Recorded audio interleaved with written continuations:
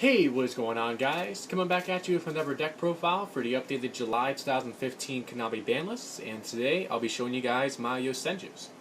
So starting off with the monsters, we of course have the triple comma 1, triple comma 2, and triple comma 3. Pretty standard comma lineup for any Yosenju deck. Of course, they all give you the extra normal summon of another Yosenju monster when they're normal summon. They all bounce back to hand at the end phase. With comma 3, whenever another one of your Yosenjus inflict battle damage, once per turn you can add a Yosenju card from your deck to your hand. With comma 2, it can attack directly for half damage, and then with comma 1, if you control another Yosenju monster on the field, you can target one face-up card in the field and bounce it back to the hand. Then we have the 2 Sujik. Has an on-field effect to where you can give one of your Senjus, including itself, 1,000 attack points till the end of the turn. Then you can also discard it from the hand when a Yosenju battles an opponent's monster to give it 1,000 attack points until the end of the turn as well. It does bounce back to the hand like the other commas do, but it does not give you the extra normal summon, which is why I only played 2, just because it's not as important as the other comma brothers. Then for the final monster, we have the free Yosenju L with its pendulum effect. Basically, if your Yosenjus would be destroyed by a card effect, you can destroy it as a pendulum instead. And then its monster effect, it switches to defense mode when it's normal summon. It's got a nice 2100 defense.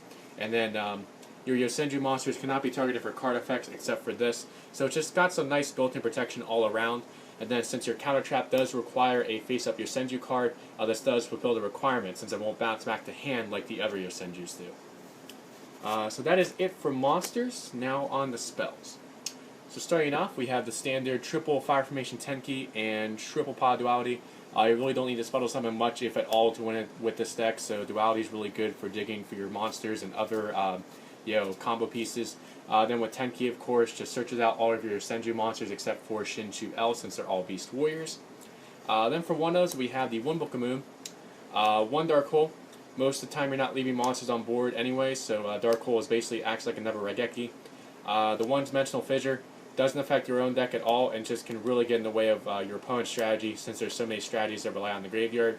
And then finally the one Regeki. So now on the traps. Starting off, we of course have the triple Yosenju Secret Move. Really wouldn't make sense with me playing Yosenju L if I didn't play Secret Move. I kind of like to compare this card to Stellar Nova Alpha because the downside compared to Alpha is that it has more requirements to where you can't control any non-Yosenju monsters on the board, and then you do have to control a face-up Yosenju card. So basically, if you don't have Yosenju L, most of the time you're only able to use this on your turn to protect your own plays. But if you do have Yosenju L as a pendulum or still face-up as a monster, then you are able to use it on your opponent's turn to stun their plays. But the one benefit it has over, say, Stellar Nova Alpha is that it is searchable off of Comma Freeze effect, so that is personally why I do like Secret Move, even though a lot of people don't like Secret Move or Yosenju L in Yosenjus.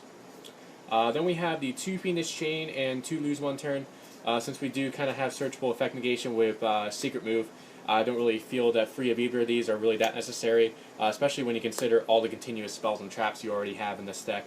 But Lose One Turn really helps out this deck a lot, just not only for the effect negation aspect, but also for switching the opponent's monsters to defense mode to protect your life points for that turn.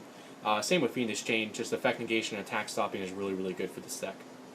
Then we do have the 2 Mirror Force, obviously combos well with Dimensional Fissure and Macrocosmos, and since you are leaving your board empty a lot of times with your Yosenju monsters, Mirror Force is just really good for blowing out the opponent and protecting your life points as well. Then for some one-dos, we have the 1 Bottomless, 1 Compulse, just a versatile card similar to Book of Moon that you can use offensively against your opponent or defensively to protect your Yosenju monster effects, because of course if they try to Valor, Fiendish Chain, or Breakthrough skill your Yosenju monster effect to give you an extra normal summon, you can just chain Compulse. Compulse will bounce back your monster, then you'll just get another normal summon, and if that normal summons another comma monster, you can just use that new comma monster to summon back the first one you summoned and bounce back off of Compulse. So Compulse actually combos off really well with this deck. Then we have the 1 Macrocosmos, 1 Ring of Destruction, 1 Solemn Warning, 1 Torrential Tribute, and finally the 1 Vanity's Emptiness. So that was a 40-card main deck, 14 monsters, 10 spells, and 16 traps. Now on to the extra deck. So starting off, definitely the MVP of the extra deck right here, the 1 Lightning Chidori. Just both effects of this card are really, really good. Being able to snipe away a set card and just put it on the bottom of the deck is really good. And then being able to spin a face-up card to the top is really, really good as well. It's really one of the benefits of playing this deck. The fact that they're all wind and you can go into things like Lady Chidori is just really, really good. Then for other rank 4s, we have Abyss Dweller, Tiger King, since they're all Beast Warriors. It's got a useful effect to search for Tenki when it's summoned, and then he does have a skill drain based effect, which doesn't come up too often, but it is useful in case you need it. Karen Gorgon to protect the floodgates, Castell, Dark Rebellion, Evil Swarm Exciton Knight, the 2 Gagaga Cowboy. With all the extra normal summons you get with Yosenjus, if you build up at least 4 to 5 monsters, you can easily go into 2 Xyz plays after you go into your battle phase and make attacks, to where you can go into 2 Cowboy for game if your opponent is within 1600 life points. Then we have the 1 Gemini Pearl. This is mostly here because we play lose 1 turn, and this card is unaffected by it. I would recommend, though, if you had the money to get number 52 Diamond Crab King, to definitely do that, because it is a 1-card Towers out, and it is a nice 3000 defender under lose 1 turn, so I would definitely recommend going for Diamond Crab King over Gemini Pearl. Then we have Harpy's Pet Phantasmal Dragon. This is basically like a Heartland Draco on acid, you could say. Requires 3 level 4 wins to go into, but this card alone can steal games in the right situations because it can't be targeted for effects or attacks while it has an Xyz material. It can attack directly. Then during each of your end phases, you have to detach an Xyz material. So basically you're getting free direct attacks out of this and free turns to where it can't be targeted by anything, which is really, really powerful considering it's a 2000 attack monster and 2500 defense. Then we have Silent Honor Arc, Ragnazero, and then the combo of Ptolemaeus and Diamond. So now to wrap it up with the side deck. So starting off, we have the 2 Flying Sea for, of course, Burning Abyss and Stellars. It's also good against the Mirror match for shutting off their counter trap as well, since it is a summoning condition that Secret Move cannot negate, and it will give them a face-up monster that is not a Yosenju to shut off Secret Move's effect. Then we have the 1 Thunder King. This is really good if you're forced to go first, or if you want to go first against, say, Necros or Cleaforts, because summoning this first turn against them with a bunch of back row can almost be GG if they don't have an answer to it. Then we have the free side deck MST.